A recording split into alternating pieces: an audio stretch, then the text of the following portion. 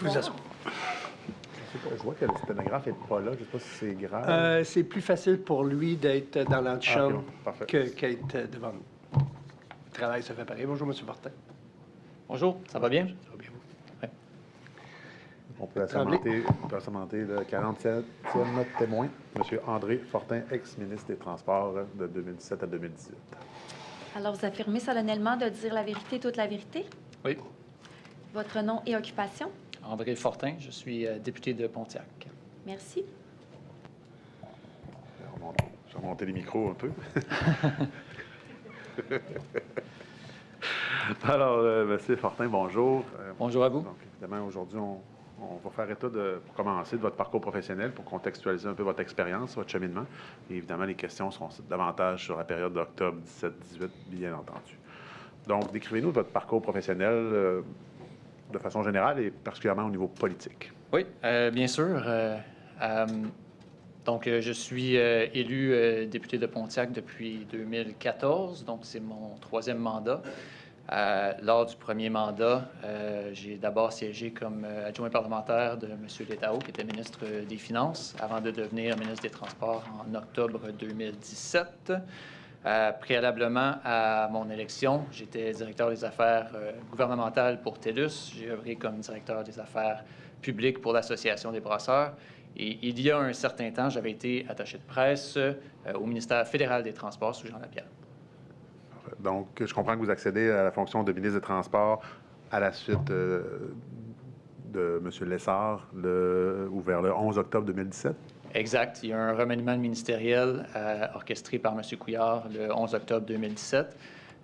Et effectivement, j'accède à la fonction de ministre des Transports et de la Mobilité durable. Ce sera votre première fonction ministérielle? Oui.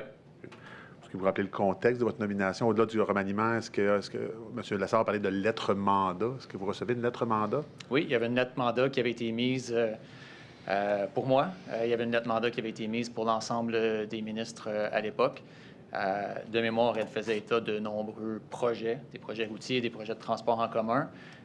Malheureusement, comme ça a été le cas pour M. Lessard et pour d'autres, il y a plusieurs de nos archives qui semblent s'être égarées au ministère des Transports. Alors, que ce soit nos calendriers, que ce soit les lettres mandats, que ce soit nos courriels, je comprends que la commission ou le ministère a été capable d'en retrouver une petite partie, malheureusement. Alors, je vais faire mon mieux aujourd'hui pour témoigner à la commission avec ce qu'on a de souvenirs de cette époque-là. Est-ce que vous avez un souvenir d'une mention quelconque dans la lettre de mandat relativement à la société? Quand vous parlez de société, évidemment, ça sera la Société d'assurance automobile du Québec, de la société ou encore, ou plus précisément du projet là, CASA, qui n'a plus besoin de présentation? J'aimerais ça vous dire exactement ce qu'il y avait dans la lettre mandat. Honnêtement, j'ai souvenir de quelques projets bien précis, c'est-à-dire des projets d'infrastructure. Mais pour ce qui est de ce projet-là en particulier, je n'ai pas souvenir que c'était à l'intérieur de la lettre mandat. Qui occupe les fonctions de directeur ou communément appelé, excusez-moi, chef de cabinet de votre ministère? Oui. De votre cabinet, plutôt. Monsieur Pascal Dastou, qui avait été membre du personnel politique de longue date. Il avait une connaissance à ce moment-là du ministère des Transports, puisqu'il y avait œuvré avec monsieur Jacques Daoust également. Et quel était l'attaché politique qui était responsable, plus précisément, là, du dossier de la société? Il y en a eu deux au cours de la période qui nous concerne. Tout d'abord, Vincent Robida, qui a commencé le mandat comme attaché politique responsable des dossiers de la Société de l'assurance automobile du Québec et d'autres dossiers, bien évidemment. M. Robida avait travaillé avec M. Lessard sur d'autres dossiers, donc est resté au cabinet. Donc, avait une bonne connaissance du ministère des Transports de plusieurs des dossiers, mais il n'était pas, si je comprends bien, en charge des dossiers de la SAC à l'époque de M. Lessard. Et dans la deuxième partie du mandat, Caroline Desrosiers a pris la relève. Parfait. Donc, on a souligné tout à l'heure que c'était votre premier mandat comme ministre. Est-ce que vous recevez une formation ou est-ce qu'on met à votre disposition des outils ou des personnes ressources, des parrains ou quelque chose comme ça, un mentor? Je trouve que la notion est intéressante. Il n'y a pas eu de parrain ou de personnes attitrées, disons, là. Cependant, je me trouvais bien encadré. J'avais un chef de cabinet d'expérience quelqu'un qui connaissait bien le ministère des Transports. On avait une ministre déléguée également qui s'occupait de plusieurs dossiers, des dossiers routiers de la région de Québec, les dossiers des aéroports, donc qui prenait une certaine partie de la charge de travail. Et je travaillais à l'intérieur également d'un gouvernement qui avait encore 2 anciens ministres des Transports des dernières années là, qui étaient présents. Qui était la ministre déléguée? Madame Tremblay, Véronique Tremblay. OK. C'est quoi là, la dynamique entre un ministre délégué et un ministre? Est-ce que donc vous lui confiez des portefeuilles pour vous décharger ou expliquez-nous? Je vous dirais que la dynamique est très différente selon les personnes qui occupent le poste. Il y a des ministres qui travaillent très bien avec les ministres délégués. Il y en a d'autres pour qui la relation est parfois un petit peu plus difficile. Dans le cas de moi et Mme Tremblay, ça s'est réellement bien passé. C'est-à-dire que le ministre en titre a un pouvoir de signature sur les dossiers attitrés à la ministre déléguée, mais que c'est réellement cette personne-là qui prend en charge la gestion, les relations, les échanges avec les partenaires de ces dossiers-là. Alors, dans la relation que j'avais avec Mme Tremblay à l'époque, vraiment, elle avait une latitude assez large sur ces dossiers, mais s'il y avait des enjeux pour signature qui revenaient, je me permettais d'avoir des conversations avec elle pour s'assurer que c'était fait correctement. Est-ce qu'à un moment ou à un autre, vous lui déléguez certaines fonctions en lien avec la société? Non, jamais. Lors de votre arrivée comme ministre, c'est quoi? Quelle est la transition par rapport au ministre Lessard, le personnel politique au sein du cabinet? C'est quoi la transition? Parce qu'on reste dans le même gouvernement. Donc, évidemment, quand il y a un gouvernement différent, là, la question se pose un peu moins pour des raisons évidentes. Mais quand on est à l'intérieur d'un même gouvernement, d'autant plus que M. Lessard nous a dit qu'il était là un peu pour remplacer M. Daou, puis qu'il s'attendait à ce que ce soit temporaire.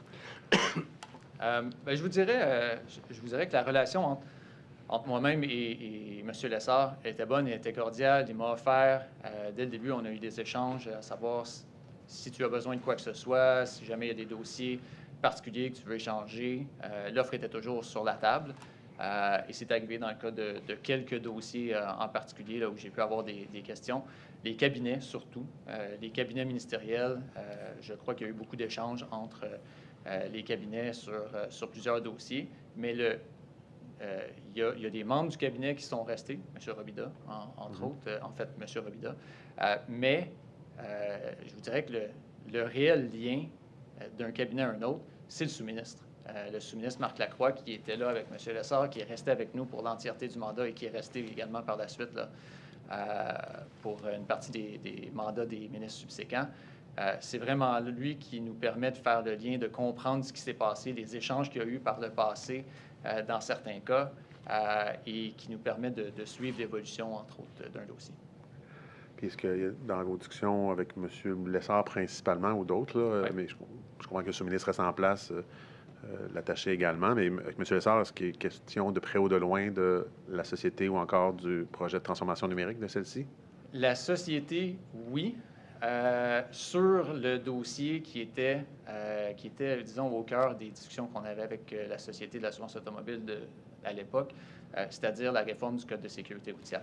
Lorsque moi j'arrive en poste, il y a déjà une bonne partie du travail qui a été fait pas juste par M. Lessard, par les ministres précédents pour élaborer un nouveau Code de sécurité routière. J'hérite d'une bonne partie de leur travail qui a déjà été fait. On a fait de notre côté quelques ajustements, quelques changements avant de présenter le projet de loi, mais il y a déjà une grosse partie du travail qui a été fait de mémoire là, par M. Poetti, par M. Daou et par M. Lessard afin de préparer ce projet de loi-là, qui est un projet de loi d'envergure qui nous a pris plusieurs jours d'études de commission parlementaire. Alors, je vous dirais que le dossier sur lequel on a particulièrement échangé en lien avec la Société d'assurance automobile du Québec, c'est celui-là. C'est quoi les enjeux majeurs ou les autres dossiers d'importance qui sont sur la table là, quand vous arrivez là, comme ministre? Ah, mon Dieu, le ministère des Transports, c'est un ministère de grands projets. Alors, il y en a plusieurs. J'ai entendu M. Lessard faire référence au REM, au dossier de taxi de façon générale, qui était encore d'actualité à ce moment-là. Le chantier de Turcot se termine à l'époque. On est à la veille à quelques mois d'annoncer un projet avec la Ville de Québec pour le transport structurant également. Alors, il y en a beaucoup des dossiers sur la table. Ça fait partie du quotidien du ministère des Transports. Est-ce qu'il y a également l'échangeur Turco, le financement de la ligne bleue aussi, si je me... Oui, absolument. Je pourrais en faire une liste exhaustive, là, mais la liste est effectivement longue. L'assiette est pleine. Est-ce que vous avez écouté le témoignage de M. Lessard? En grande partie, mais pas totalement, oui. On a référé à la fin, donc j'imagine que celle-là, vous avez entendu, à une lettre de lanceur d'alerte qui date de mars 2017. Oui. Est-ce que ça a été porté à votre attention, cette lettre-là, à un certain moment? La réponse est non. On n'a pas eu vent de cette... je n'ai pas eu vent personnellement de cette lettre-là.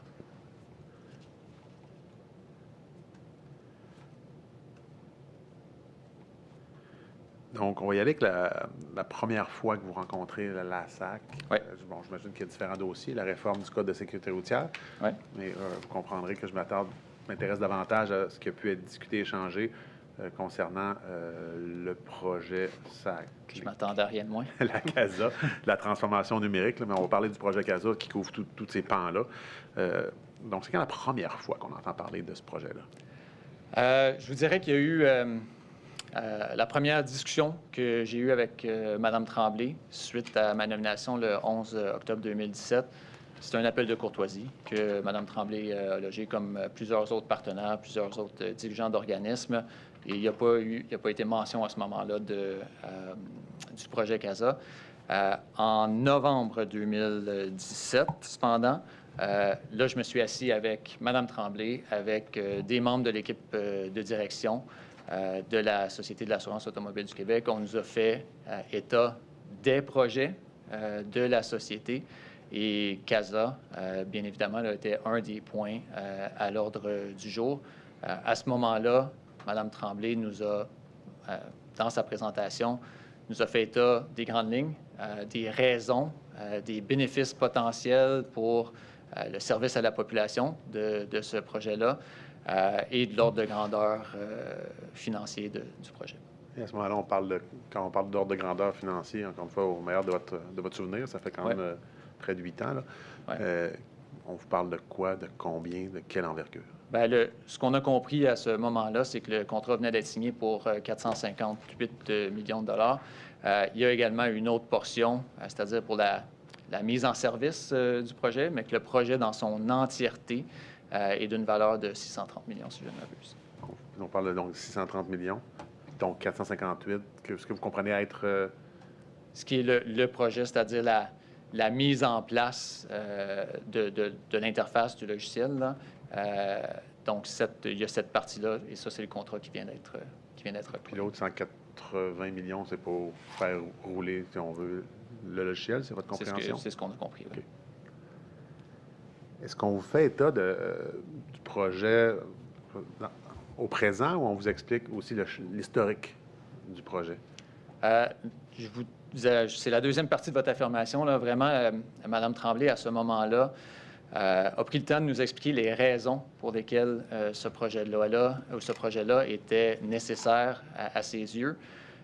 Entre autres, la fin de la vie utile, disons, des logiciels qui sont en ce moment utilisés, par la Société de l'assurance automobile du Québec. Les bénéfices potentiels qui pourront en tirer, l'analyse qui a été faite sur les bénéfices au niveau des usagers, c'est-à-dire le type de transaction qui pourrait être effectué avec le logiciel. C'est davantage une discussion à ce niveau-là, c'est-à-dire pourquoi on va de l'avant, c'est quoi qui est nécessaire pour l'usager, que les détails de ce qui a été fait jusqu'à maintenant. Donc, on est plus on parle de la vitrine, si on veut, pour l'utilisateur. Ouais. C'est quoi que ça va engendrer, puis pourquoi on n'a pas le choix, on a besoin de changer la vitrine, entre guillemets, exact. Compte tenu de la désuétude. Et la rencontre de novembre 2017, c'est une réelle première prise de contact avec l'équipe de gestion de la Société de l'assurance. Alors, ça fait partie de plusieurs autres projets là, que la Société a mis sur la table dans cette rencontre-là. Le Code de sécurité routière, bien évidemment, mais il y avait les plaques personnalisées, il y en avait d'autres. C'était encore d'actualité, les plaques personnalisées? Oui, absolument. Nous avons fait l'annonce des plaques personnalisées de mémoire là, au début de l'année 2018. Alors, il y avait des changements législatifs qui étaient encore nécessaires pour le permettre. Et donc, c'est un projet qu'on a fait avec la Société de l'assurance automobile du Québec à ce moment-là. Je posais la question parce que M. Gaudreau nous a parlé quand même. Il y a des projets qui durent plus longtemps que d'autres, oui. D'accord. Donc, on vous explique la vitrine, comme je l'ai imagé.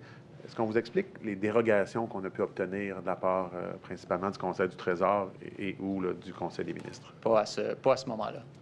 Donc, on l'a vu ce matin, puis je n'ai pas nécessairement besoin de le réafficher à l'écran, mais je vous ai mis une copie. Je pense que vous l'avez lu avant qu'on commence. Mais on a là la pièce 24P57, qui sont les règles relatives aux demandes d'autorisation de projet et aux outils de gestion en ressources informationnelles. Oui. Et l'article 16, donc on a vu dans le fond que sensiblement que lorsque les délais, les coûts ou la portée changent de façon importante étant définie, Oui. Bon, on doit viser le DPI ou, selon le cas, là, le DRI.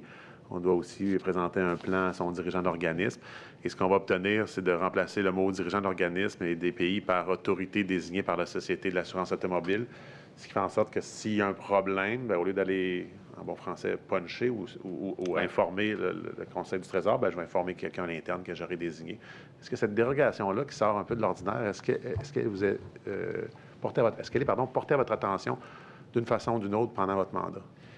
La dérogation comme telle, non. J'ai souvenir de mémoire qu'il y a eu une discussion autour de la dérogation. Je ne peux pas vous dire dans quel contexte, mais j'ai compris, moi, encore là, arrivé en octobre 2017, qu'avec les changements qui ont été faits à travers le projet de loi 135 en décembre 2017, que cette dérogation-là n'avait plus effet. Alors, elle a peut-être duré pour un certain temps là, au début du mandat, mais que rapidement, avec les changements qui ont été faits avec la loi sur la gouvernance des ressources informationnelles, cette dérogation-là, si j'ai bien compris, ne tient plus.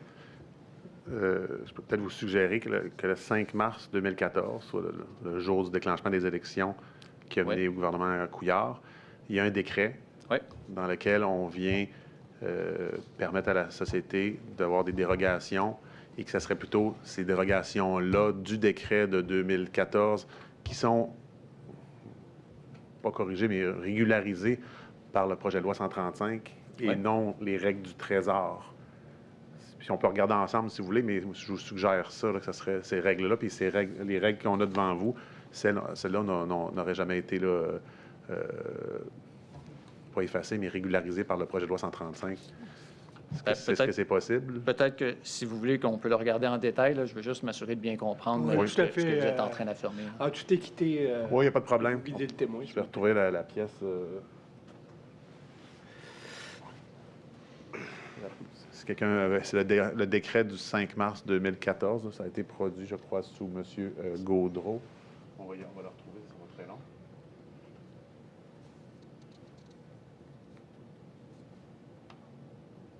Ce que je suggère, M. le commissaire, c'est que vraisemblablement, on ne finira pas avec monsieur ce matin.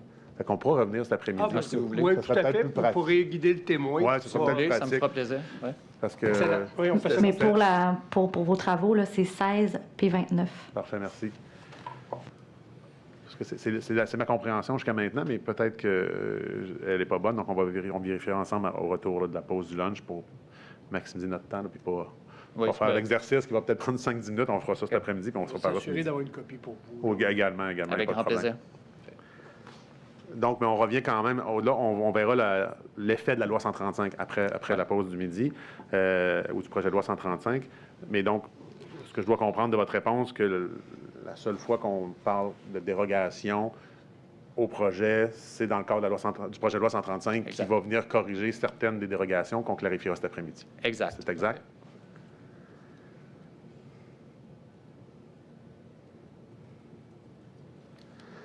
Donc, vous avez une première rencontre en novembre, je dirais formelle, le mot peut-être fort, mais donc de plus détaillé. Oui. Quelle sera plutôt votre relation avec les hauts dirigeants de la société? Est-ce que ça sera une rencontre statutaire, c'est-à-dire régulière à chaque X, ou ce sera plutôt au besoin ou à la demande de vous et ou de la société? Peut-être nous expliquer, dans le fond, la dynamique entre les hauts dirigeants de la SAC, qui sont-ils, et votre cabinet? Deux choses, je vous dirais, avec Mme Tremblay. Ce sont des relations qui sont au besoin. Il n'y a pas de relation ou de régularité ou ce ne sont pas des relations statutaires, là, disons, avec Mme Tremblay. Lorsqu'on a besoin pour un dossier XY de se parler, on le fait. Il y a des relations beaucoup plus régulières, cependant, avec M. Leclerc, qui est le vice-président aux affaires, si je ne m'abuse, sur son titre, aux affaires publiques et gouvernementales, et qui est en charge également de la sécurité routière. Alors, M. Leclerc et moi-même et mon cabinet, on a eu plusieurs rencontres au fil du temps. M. Leclerc a passé des semaines en commission parlementaire, des semaines, j'exagère peut-être, mais plusieurs jours en commission parlementaire avec nous lors du Code de sécurité routière. C'est également lui qui, par exemple, s'il y a une nouvelle sur la Société de l'assurance automobile du Québec, c'est souvent à lui qu'on va demander la perspective de la SAC rapidement. Mais les rencontres, c'est-à-dire plus formelles, elles sont avec Mme Tremblay. Parce que vous êtes quand même là, seulement, là, je ne vais pas qualifier, mais une relativement courte période. Est-ce qu'il y a environ combien de rencontres avec Mme Tremblay, de votre souvenir? 4 ou 5, mais ne me citez pas, même si je me cite moi-même, mais environ. C'est une fois versus 20, 4 ou 5, ça nous donne une idée que c'est des rencontres occasionnelles. Et donc, dans ces 4-5 rencontres-là, je comprends qu'il y a une première présentation du projet, comme vous l'avez expliqué. Oui. Est-ce qu'il y aura d'autres discussions sur le projet au fil de votre année comme ministre des Transports? Bien, je vous dirais qu'il y a eu des discussions, effectivement, au fil du temps. Il y a également eu des publications de la Société de l'assurance automobile du Québec qui ont pu nous donner des indications quant à l'état de progression du projet. Il y a eu des topos qu'on nous a fait parvenir du ministère à certains intervalles. Du ministère, pardon. Non, des notes de brefage, disons. OK, parfait. Que la Société nous a fait parvenir à quelques reprises au cours du mandat. Et des discussions au besoin, là, par exemple, lorsqu'une nouvelle peut être publiée sur la chose. On va y venir tout à l'heure. Oui. Mais à ce stade-là, il n'y a pas encore ce qu'on va appeler des napperons, c'est-à-dire qu'il n'y a pas encore de tableau de bord sur l'évolution du projet. Il y a un tableau de bord qui est produit et qui est publié sur l'état d'évolution du projet, là. Les grands projets informatiques du gouvernement du Québec, il y a un tableau de bord qui est publié et qui est maintenu sur un des sites Internet du gouvernement. Et on peut voir l'état d'avancement de différents lots du projet, de ce projet-là, comme de plusieurs autres du gouvernement. Donc, on a parlé des relations. Votre sous-ministre, M. Lacroix, lui, est-ce que vous savez s'il y a des relations constantes avec la société, Mme Tremblay? Ça fait partie quand même de son travail, d'être en lien avec les partenaires. M. Lacroix, c'est quelqu'un que je connais comme quelqu'un qui est assidu à son travail, qui a une longue expérience, qui connaît l'importance de toujours avoir des relations avec les partenaires. Alors oui, j'ai cru comprendre au fil de mon mandat qu'il avait des discussions régulières avec chacun des dirigeants d'organismes, entre autres. Est-ce qu'il vous fait état de quoi que ce soit en lien avec CASA? Si un problème est soulevé, M. Lacroix évidemment, là, ça fait partie du travail d'un sous-ministre de lever un drapeau rouge. Dans ce cas-ci, je n'ai pas mémoire que M. Lacroix nous ait dit j'ai eu une discussion avec la SAC et il y a des drapeaux qui ont été levés. Le 13 décembre 2017, vous participez à une rencontre dans un restaurant avec les membres du CA et les membres du comité de direction. Est-ce que vous vous rappelez la nature, le contexte, les sujets de discussion qu'il peut y avoir dans cette rencontre-là? Oui, absolument. Pour moi, c'est une première rencontre avec les gens du conseil d'administration de la SAC. On profite du fait qu'ils sont à Québec, que je suis à Québec également. Moi, je suis un nouveau ministre qui est environ, je pense que ça faisait 2 mois que j'étais en fonction à ce moment-là. J'en profite pour aller les saluer. Ils avaient eu une journée de travail chargée là, à ce moment-là, avec les affaires régulières du conseil d'administration. Il y avait eu des présentations qu'ils avaient reçues de l'équipe de direction. Alors, ils avaient un souper conjoint, je crois, équipe de direction et conseil d'administration, et je suis simplement passé les saluer à ce moment-là. L'objectif principal de ma part, bien honnêtement, c'était de les remercier pour leur service public à ce moment-là. Je voudrais on peut commencer avec une première pièce, Mme l'assistante greffière. C'est la pièce, c'est l'onglet 7 pour vous, monsieur. Oui. Donc, c'est la pièce 47P352. Maître, est-ce que vous les déposez on en les dépose, pièces, oui, là, donc de 47 puis 348 à 365? Oui, effectivement. Merci du rappel. Le dépôt en bloc des pièces, Mme la greffière. Parfait. Donc, la 353, qui se veut une note ministérielle sur... Non. Excuse-moi, qui se veut un courriel de la rencontre du conseil d'administration et du ministre. Oui. Et donc, sensiblement, j'imagine que c'est fréquent. Là, on vous donne différents points au sujet de la société. Je constate dans ce document-là qu'on ne vous prépare pas dans votre note là, de points sur CASA ou CASA de façon générale, parce que vous rencontrez la SAC. Est-ce que vous vous rappelez quand même verbalement d'avoir eu des échanges en prévision de cette rencontre-là sur le fait qu'il y a un programme de transformation numérique important? Parce que... En prévision de la rencontre? Oui, parce que je comprends que cette note-là, c'est l'objectif, parce qu'on dit, tel que demandé, des grandes lignes pour préparer le ministre à la rencontre avec les membres du CA, puis c'est daté là, du 13 décembre en après-midi. Oui. Donc, je présume, corrigez-moi si ma compréhension n'est pas bonne, mais ça, c'est le document votre note, si on veut, en prévision de la rencontre du soir. Oui, puis je vous dirais que c'est une façon peut-être régulière de faire de la part des différents organismes ou des ministères lorsqu'il y a des rencontres, d'envoyer des suggestions de messages, mais ça fait partie de notre travail comme ministre, d'en prendre, d'en laisser, de choisir ce qu'on veut utiliser comme information. Vous avez raison, dans cette note-là, il n'y a pas de référence au projet CASA qui est porté par la Société de l'assurance automobile du Québec, mais je vous dirais que cette rencontre-là, elle a été très courte et c'était davantage, comme je vous disais, là, une rencontre pour les remercier de leur service public, les rencontrer, mais on n'est pas rentré dans le détail d'un projet ou d'un autre. Il n'y a pas de discussion de fond, c'est surtout informel, je comprends, pour faire connaissance, ministre, conseil d'administration de la société d'État, comité de direction. Exact. Est-ce que vous avez fait ça avec les autres sociétés d'État dont vous êtes responsable? Non, je n'ai pas souvenir de l'avoir fait avec la Société des traversiers ou avec la Commission des transports. Mais je pense que, comme je vous dis, on a profité du fait que tout le monde est en ville, que les gens s'étaient rencontrés, qu'ils avaient travaillé toute la journée pour le faire. Ça me semble la chose à faire pour souligner le service public des gens. Si on regarde la prochaine pièce, elle est dans votre cahier, mais je pense, j'aurais peut-être besoin de Mme Lagreffière. Elle a été cotée sous M. Lessard. Oui. Mon cahier est malheureusement resté dans mon bureau. C'est la note ministérielle du 16 novembre 2017 en lien avec le régime d'emprunt. Oui. Je crois que c'est la 338. 338. Okay. De toute façon, vous l'avez dans votre cahier. Le fameux 7B, là, oui. Oui, effectivement. Ouais. Donc, pour vous, c'est 7B. Oui. Vous l'avez devant vous? Bien, si on fait référence à la même chose. Oui, c'est 7B.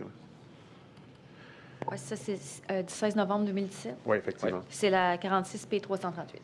Parfait. Donc, on ne cotera pas de... Donc, dans cette note, vous en avez pris connaissance, c'est assez succinct. Là. Oui. Ça a le mérite d'être clair, comme on dit. Donc, ma compréhension, M. Lessard l'a confirmé. M. Lessard, ça a commencé un peu, mais c'est vous qui êtes en fonction. Donc, comment on vous contextualise de la part de Mme Tremblay le besoin d'augmenter le régime d'emprunt actuel ou la marge du régime d'emprunt actuel? Bien, ce que j'ai compris, puis vous l'avez dit tantôt, là, on a entendu une bonne partie du témoignage de M. Lessard, incluant cette partie-là. C'est un processus qui a commencé alors que M. Lessard était ministre. Il a eu des pièces justificatives pour voir les raisons pour lesquelles le régime d'emprunt, notamment, devait être renouvelé, mais également bonifié. Si je comprends bien le processus, et je suis certain que les gens du Conseil du Trésor pourront vous épauler pour bonifier là, au besoin. Mais M. Lessard devait faire une première approbation pour s'assurer que la demande de changer le montant du régime d'emprunt était approuvée par le Conseil du Trésor. Suite à cela, nous, on reçoit la note pour signature pour le décret final qui doit être signé tant par le ministre des Transports que le ministre des Finances. Moi, j'ai compris, en prévision de la signature de cette note-là, que les montants sont établis en collaboration avec le ministère des Finances. C'est-à-dire, le ministère fait une analyse des besoins présents de la Société d'assurance automobile du Québec, et les besoins futurs au cours des prochaines années de la société. Ils regardent les différents projets qu'ils ont sur la table, ce que ça peut vouloir dire en termes de besoins au régime d'emprunt, et ils soumettent un montant pour l'approbation par décret. Pour monsieur, madame, tout le monde, ça, c'est l'équivalent quand tu vas voir ton banquier, là, il faut augmenter ta marge de crédit. C'est à peu près ça. C'est à peu près ça. C'est un peu plus compliqué, ça prend des approbations, mais c'est à peu près ça. Là. Mais c'est pas une demande d'augmentation de crédit, c'est pas un budget supplémentaire qui est octroyé. C'est la marge de crédit. Et voilà. Qui est finance, qui techniquement a l'argent. Bien, c'est un outil d'administration des organismes là, pour leur permettre d'effectuer des dépenses. Voilà. Mais effectivement, ça fonctionne un peu comme la marge de crédit personnelle de monsieur, madame, tout le monde. M. Lessard en a fait état tout à l'heure dans un contexte de rigueur budgétaire. Là. Je sais qu'il y a eu des qualificatifs, mais on va revenir à l'essentiel, donc de rigueur budgétaire. Dans quelle mesure, puisqu'on est dans ce contexte-là, vous questionnez? Parce que je comprends que c'est une marge de crédit, mais moi, j'ai une marge de crédit de matin, je peux la remplir. C'est pas mon intention, mais je veux dire, je comprends que c'est pas de l'argent, mais ça peut être de l'argent demain matin. Ouais. Donc, quels sont vos questionnements? Quel est votre...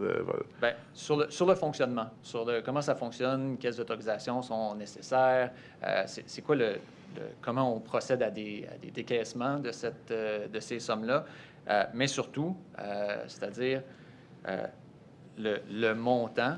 On a juste voulu, à ce moment-là, je pense que c'est logique également, comprendre et s'assurer que le ministère des Finances est derrière un exercice comme celui-là et que ce chiffre-là, il ne vient pas de nulle part, que c'est le ministère des Finances, à travers son analyse, et le Conseil du Trésor, pardon, qui sont d'accord avec une telle augmentation.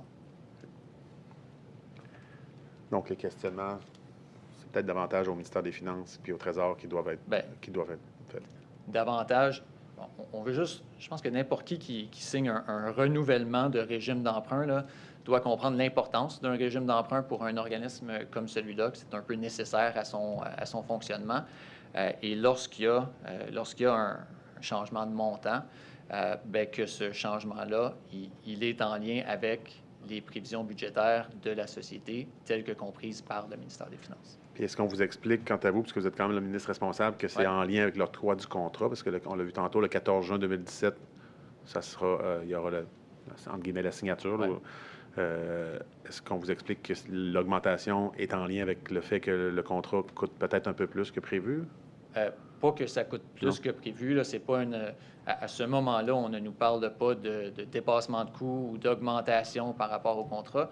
Ce qui est évident, je crois, à la lecture de la note, c'est qu'il y a un des grands projets d'investissement technologique du gouvernement qui s'en vient, que ça va faire en sorte que il y a des dépenses où le budget total, disons, où les frais de fonctionnement totaux de la société changent. Et la demande est qu'on puisse couvrir la période d'investissement prévue pour le projet CASA. Puis je présume également que si je demande une augmentation de la marge, c'est que j'en ai besoin puis que j'ai peut-être plus de place sur la marge que j'ai actuellement? Bien, c'est-à-dire, il va y avoir les besoins réguliers de la Société d'assurance automobile du Québec et il va y avoir les besoins liés au projet CASA. Vous avez parlé, tantôt, j'ai posé l'hypothèse que peut-être c'était pour le dépassement de coûts, mais est-ce qu'on vous sensibilise le fait que 2 ans plus tôt, quand on obtient un CT pour avoir un mode d'octroi différent, aller en appel d'offres avec des modalités différentes, qu'on estime que qu'on met à la même le CT que le projet, ça sera de 200 millions, soit 125 millions dans un contrat avec un fournisseur externe et 75 millions de dollars qui seront les efforts internes de la société. Est-ce qu'on vous fait état de ça à un moment ou à un autre pendant votre mandat? Non. Non, il n'y a pas de discussion à ce niveau-là au cours de mon mandat, non. Est-ce qu'on vous sensibilise le fait que c'est... tantôt, vous l'avez dit, hein, 458 millions, si on vous l'a dit, le montant? Oui. OK. Si on va aux 2 onglets suivants, donc pour vous, c'est 8 et 9. Oui. Madame l'assistante greffière, on va parler de 354 et de 355, toujours dans le 47P, bien entendu. Oui.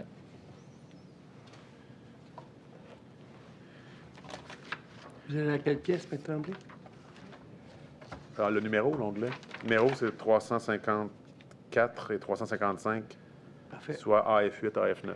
Comité des priorités Topo Casa, c'est ça? Exactement. Parfait.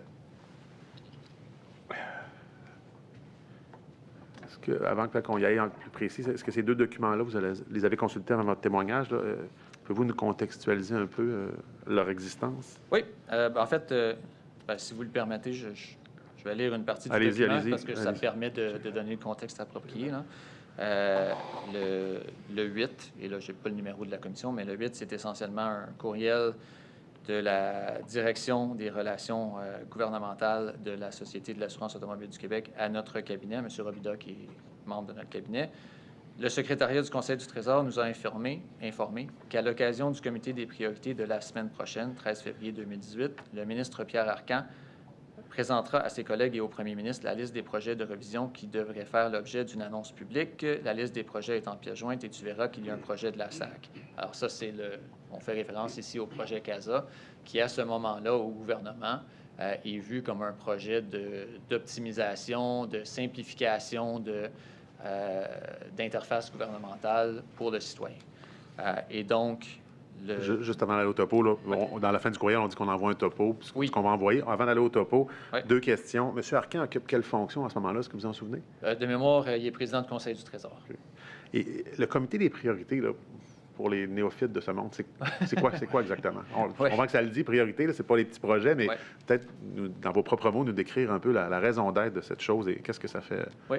Comité des priorités, et là, sans avoir la liste exhaustive des gens qui y siègent, mais c'est des gens comme le premier ministre, le leader du gouvernement, le président du Conseil du Trésor et d'autres ministres qui, essentiellement, à ce moment-là, sont en charge d'un peu de diriger l'agenda du gouvernement, c'est-à-dire dans quelle direction le gouvernement veut aller, quel type de projet on veut prioriser, quel message on veut envoyer, dans quel contexte on veut le faire, à quel moment on veut le faire. Donc, c'est un comité, c'est presque un comité là, quand on dit de priorité, c'est-à-dire un comité d'identification des priorités gouvernementales et de comment ces priorités-là vont être mises sur la place publique.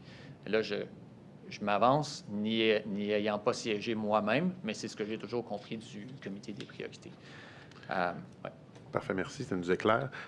Donc, si on revient au topo qui est annexé au courriel, donc on comprend que vous êtes dans les projets et là, on fait un topo. Est-ce que vous voulez commenter le topo? Oui. Sinon, j'aurais une petite question pour vous. Bien, c'est une note qui vient de la Société de l'assurance automobile du Québec qui, encore une fois, dans le courriel, nous dit bien, M. Arcan considère et le comité des priorités vont considérer de faire une annonce gouvernementale sur plusieurs projets en lien avec l'amélioration des services aux citoyens. Et ici, on nous envoie une note de la Société de l'assurance automobile du Québec qui explique, encore une fois, les très grandes lignes, disons, du projet CASA, c'est-à-dire qu'est-ce que ça vise. On parle d'augmenter, de faciliter l'accès aux services en ligne, d'offrir un dossier client intégré. On nous mentionne les différentes possibilités pour l'usager qui pourront se faire plus facilement suite à la mise en place d'un tel service. On nous dit que les services commenceront à être accessibles. C'est la prévision de la SAC à ce moment-là, à compter de 2020. Et on nous dit que la Société de l'assurance automobile du Québec a obtenu les effectifs supplémentaires à la réalisation de ce projet et l'enveloppe d'investissement qui est nécessaire à travers le Plan québécois des infrastructures. On voit à la deuxième page, sous planification, gestion des ressources. J'ai posé tout à l'heure la question à M. Lessard, là, que l'argent, c'est le nerf de la guerre. Le fait que c'est une société d'État comme celle-ci qui est autofinancée, c'est un élément qui me semble, parce que dans tous les documents, on le voit, les investissements ne requièrent pas de crédit budgétaire. Est-ce que vous êtes d'accord avec moi que c'est un élément quand même qui milite, qui aide la SAQ d'avoir ses approbations dans la mesure qu'on ne demande pas de l'argent supplémentaire dans le quotidien, là, si on se dit les vraies choses? Bien, il y a une enveloppe d'investissement du Plan québécois d'infrastructure qui est requise. Le Plan québécois d'infrastructure, c'est les grands projets du gouvernement au-delà d'un certain montant d'investissement. On voit que ça a été approuvé, que la SAC a obtenu les effectifs supplémentaires, et ça, vous en avez effectivement discuté avec M. Lessard plus tôt, mais qu'on vient dire essentiellement le financement va se faire à même les budgets de la société. Alors, nulle part là, dans cette note-là, on nous parle d'augmentation potentielle de coûts. Mais ma question, c'est est-ce que ça simplifie la démarche, le fait qu'on n'a pas d'argent supplémentaire? Parce que si j'ai de l'argent supplémentaire, là, il faut que je l'inscrive au budget. Puis comme M. Lessard disait, il y a une grosse pointe de tarte. Puis si j'en prends un morceau, il y a quelqu'un d'autre qui n'en aura pas. Bien, peut-être que ça simplifie la mécanique, mais honnêtement, le gouvernement a quand même une responsabilité d'analyser l'ensemble de ses projets. Si c'est de l'argent qui est investi dans un projet comme celui-là, c'est de l'argent qui n'est pas soit renvoyé au gouvernement ou investi ailleurs ou utilisé différemment. Alors peut-être que la mécanique est plus simple, mais le gouvernement se doit quand même d'avoir un œil sur la gestion de l'ensemble de ces données financières. Corrigez-moi, je me trompe, mais la société ne redonne pas d'argent au gouvernement. Non, mais il y a d'autres mécanismes, entre autres, sur des usagers et d'autres là, que la société... Comme la réduction de... Exact. Mais ça, je pense, c'est même le fonds d'assurance. Oui, habituellement, oui. C'est ça. Je vois qu'il est 12h25. Avant de passer sur un autre sujet, je demanderais peut-être exceptionnellement si on pouvait reprendre à 2h15 juste pour le temps de faire les vérifications, parce qu'il y a des... Les choses, vous les montrez aux témoins? Oui, faire la petite vérification. Parfait. Si on peut rouler après, moi, ça va faire mon affaire. Parfait. Donc, 2h15. Très bien. Merci. Merci à tous.